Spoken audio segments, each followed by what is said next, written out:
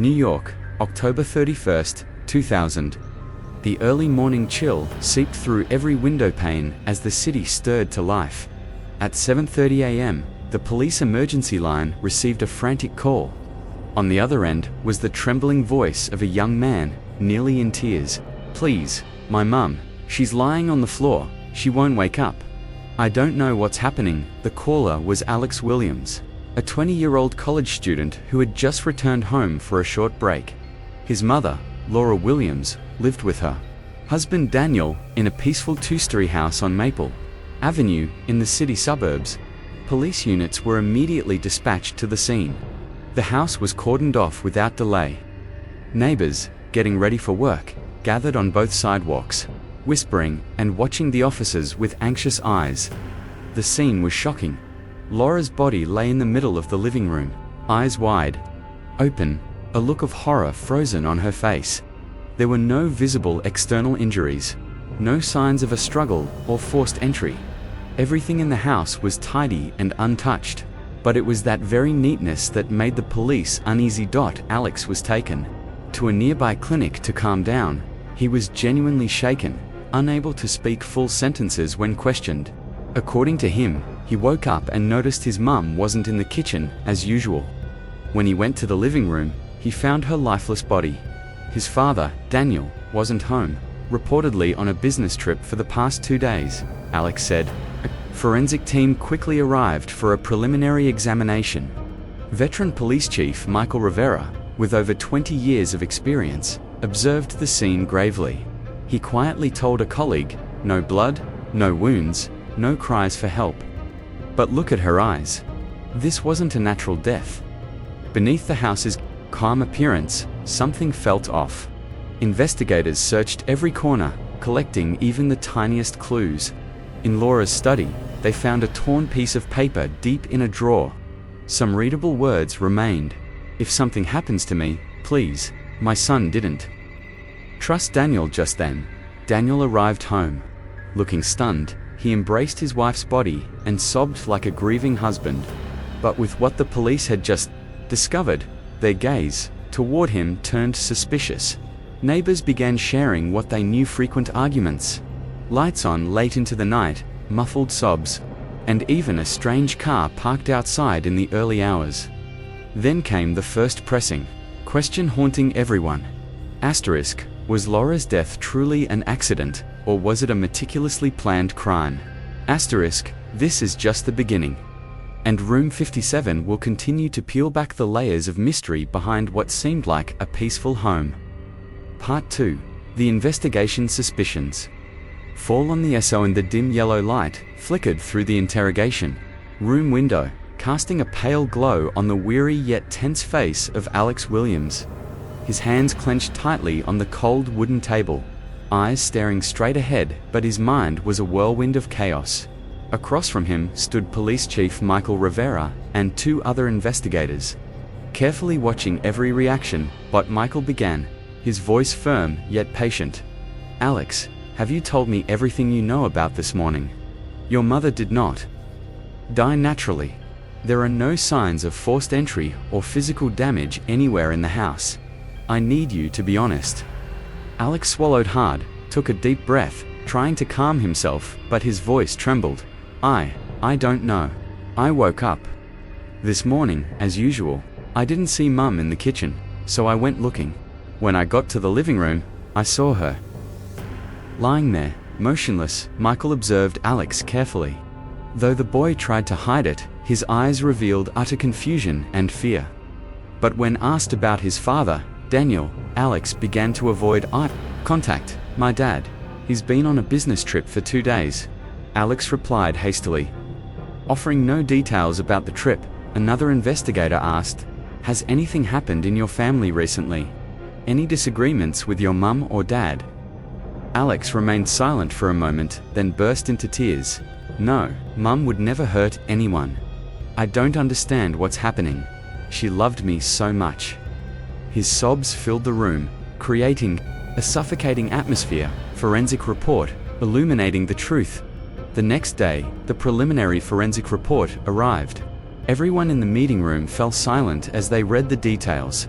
The forensic expert revealed Laura did not die from a stroke, natural causes, or physical trauma. Cause of death was poisoning by a rare, highly toxic substance that causes gradual paralysis, leaving victims unable to move or breathe. Dying in agonizing pain before death, Laura showed signs of extreme panic and psychological distress consistent with being threatened or mentally tortured. Michael Rivera emphasized that killer is no reckless thug. This was a meticulous plan by someone knowledgeable in toxicology. Crime scene, troubling clues back at the Maple Avenue house. Investigators combed through every detail. They found Laura's wristwatch stopped working at 2 a.m., possibly the time she was poisoned. A glass with a faint yellow liquid left in the kitchen. Sent for toxicology analysis. Torn pieces of paper in the outdoor trash. When pieced together, they formed a letter warning. If anything happens to me, warn my son not to trust Daniel. These fragments formed a hazy and complex puzzle for investigators. Neighbors, testimonies, darkness behind closed doors were questioned, revealing unsettling accounts. An elderly woman recounted, "I remember hearing awful shouting between the couple some nights. Before Laura's cries and Daniel's angry, threatening voice echoed outside." Another neighbor said, "Alex was often seen standing outside the door, eyes wide with fear, like someone running from something. I don't know what, but clearly, he was terrified." More suspiciously, a strange black car was spotted parked outside multiple times near midnight. No one recognized the driver, and it wasn't a family member. Contradictions in Alex's testimony, signs of concealment, under further questioning. Alex began to reveal discrepancies. He claimed he hadn't noticed anything the previous night. Yet Laura's phone was turned off since that evening. Police suspected Alex knew more than he admitted. A mysterious call deleted from Alex's phone records raised even more suspicion. Each time asked about his relationship with his parents, Alex dodged the question, voice trembling, eyes full of distress. Family's dark past, shadows looming. Investigators delved into the family records. Daniel had been accused of multiple affairs, caught by Laura several times. Alex's biological father vanished mysteriously 5 years ago, linked to a major financial scandal, and fleeing from authorities. Laura had sent letters pleading for help, expressing fear for her and her son's safety. Tense confrontation between Daniel and Alex. Daniel returned home and hired a lawyer, denying all accusations and insisting on his innocence. Alex grew convinced his father was the real culprit, motivated by greed and revenge. Their heated exchanges during questioning felt like a silent battlefield, thickening the tension in the room. Unanswered questions. Who is the true culprit? At the end of this chapter, the truth remained elusive. Is Alex hiding the truth to protect his father? Is Daniel framing his son to escape blame? Or is there a third party pulling strings from the shadows? Part 3. The shocking revelation unveiling the dark truth. 1. The first warning security camera and the mysterious figure. A short but haunting video played on the large screen in the briefing room. The blurry image showed a woman wearing a dark hooded jacket stepping out of Laura's house around 2 a.m., just as Laura's wristwatch had stopped. The streetlight cast a cold shadow as the figure hurried down the alley. Though the face was indistinct, investigators recognized the silhouette as Emily, Laura's younger sister. Michael Rivera emphasized, "The time the watch stopped matches the moment this figure left the house. Someone planned this carefully, leaving no trace." A chill swept through the room as all eyes turned toward Emily, silently demanding an explanation. 2. The mysterious call, a phone line cut off. Emily's phone was examined closely. A call made to Daniel at the suspicious time had been completely deleted. Though the content was unrecoverable, the timing couldn't be ignored. Emily was summoned immediately. At first, she panicked and avoided all questions, but confronted with evidence, her composure slowly unraveled. "We have undeniable proof. Emily, tell us the truth," Michael Rivera said sternly. Dat is welling. Emily admitted to a bitter feud with her sister over inheritance, but firmly denied any involvement in the murder. 3. Shocking disclosure. darkness behind the curtain under mounting pressure. Emily revealed a shocking story. Daniel, the family patriarch, was full of secrets. Not only was he having affairs, but he was also deeply entangled in debts and illegal dealings. Emily confessed Daniel had forced her into dangerous activities to repay debts and keep his secrets from the family. She even threatened to expose Pem if he didn't change. Point 4.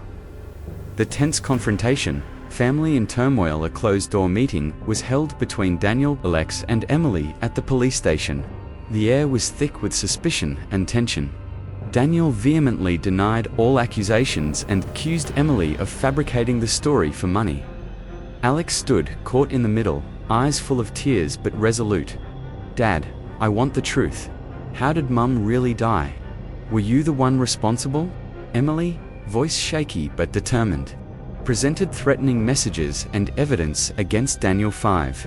New forensic evidence, irrefutable, traces. The forensic lab released further results. The deadly poison was found on a water bottle Daniel frequently used. Daniel's smartwatch also recorded unusual activity at 2 a.m., contradicting his claim of being away. All eyes focused on Daniel, whose face now showed signs of anxiety and strain. 6. The final confession, truth unfolded under overwhelming evidence. Daniel finally broke down. He confessed to planning his wife's murder to hide his affairs and massive debts. He admitted poisoning Laura during a heated argument and framing his son, Alex, to save himself. 7. The tragic ending, scars that never healed. Daniel was arrested. Alex broke down in tears.